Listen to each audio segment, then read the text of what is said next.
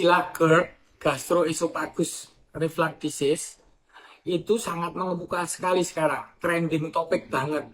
Seakan-akan menjadi penyakit yang mengerikan. Banyak orang yang ketakutan. Mungkin dari penamaannya, fonetiknya, GERD, kayak suara harimau atau singa yang menggeram. Atau kalau diulang-ulang itu kayak GERD, GERD, GERD. Semacam sesuatu yang secara ritmik itu mengganggu perut kita dan bisa menimbulkan masalah secara berulang-ulang terus. Jadi sebuah istilah itu sebenarnya itu ketika dilempar ke publik menjadi literasi masyarakat secara umum itu mengalami perbedaan arti yang berbeda-beda dari tiap orang yang membacanya atau mendengarnya. Jadi perbedaan persepsi. Sebenarnya diagnosis dalam kedokteran itu hampir semuanya berasal dari bahasa Latin. Tapi kemudian banyak penemuan di Barat akhirnya diagnosis itu kemudian dibahasa Inggriskan dan kemudian di Indonesiakan.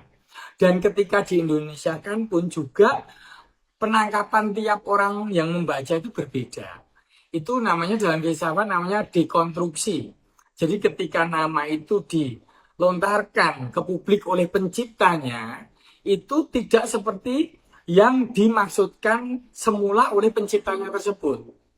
Sekarang misalnya aja asam lambung.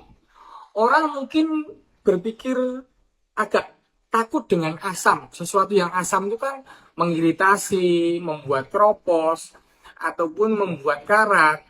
Atau mungkin bayangannya seperti asam itu rasanya asam atau seperti pohon asam yang warnanya hitam. Demikian juga asam urat.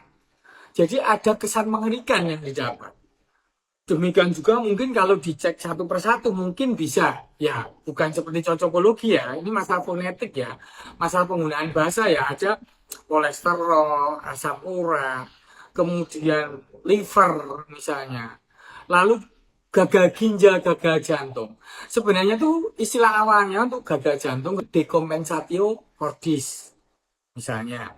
Jadi jantung yang tidak bisa mengkompensasi sistem kardiovaskuler atau peredaran darah di dalam tubuh. Akhirnya terjadi efek-efek yang multiple, banyak di dalam tubuh, banyak di ngaruh ke sistem organ yang lain. Tetapi ketika di bahasa Indonesia kan menjadi gagal jantung. Kata gagal sendiri itu sudah membuat orang itu putus asa. Padahal itu ada dekompensasi cordis grade 1, 2, 3, 4. Nah, jadi istilah-istilah itu dalam prakteknya di lapangan itu membuat pasien itu ketakutan. Dan ketakutan itu menyebabkan sistem psikologis itu menurun. Kemampuan atau kapasitas psikologis untuk menerima kenyataan, memeluk kenyataan, dan menjalani pengobatan selanjutnya itu malah semakin turun, semakin down. Kurang tidur, malah sistem kekebalan tubuh turun, dan akhirnya malah penyakit itu menjadi semakin kronis misalnya.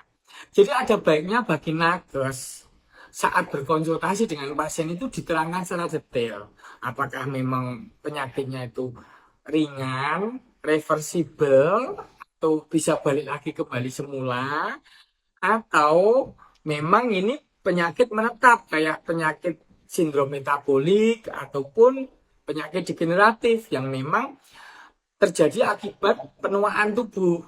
Jadi harus diterangkan secara detail supaya pasien tidak ketakutan. Ketika pasien tidak ketakutan, secara psikologis, secara sugesti, pasien akan meningkat kepatuhannya untuk berobat maupun kepatuhannya atau keikhlasannya menjalani pengobatan itu. Kemungkinan besar hasilnya akan lebih baik.